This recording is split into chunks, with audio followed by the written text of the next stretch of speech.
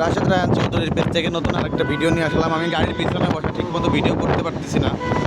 যাই হোক, আমি এখন যাচ্ছি পূর্বাচলে যাচ্ছি, একটু হাঁসের মাংস খাবো, ভাই বিরাদারের সাথে যাচ্ছি।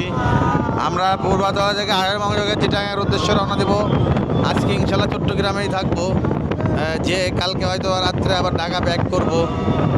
আপনারা সবাই আমাদের জন্য দোয়া করবেন যাতে পূর্বাচলের ট্যুরটা, চিটাগাংয়ের ট্যুরটা অনেক লং ট্যুরগুলোতে সহি সালামতে দিয়ে আমরা আসতে পারি। ইনশাল্লাহ আপনাদের সাথে আবার নেক্সট আরও অনেক ভিডিওতে আমাদের সাথে কথা হবে। আমাদের এই পাইলট সাহেব খুব সুন্দর গাড়ি চালাচ্ছে, পাইলটটা ভালো লোক, আর হচ্ছে যে পাইলটের গাড়ি চালানো অনেক ভালো। তাকে ড্রাইভার বলে অসম্মান করবো না, তাকে পাইলটই বললাম। এই দেখেন পূর্বাচলের মেগা প্রজেক্ট, ওই যে সেই মেগা প্রকল্প থেকে মানুষজন অনেক টাকা বেড়েছে, খেয়েছে।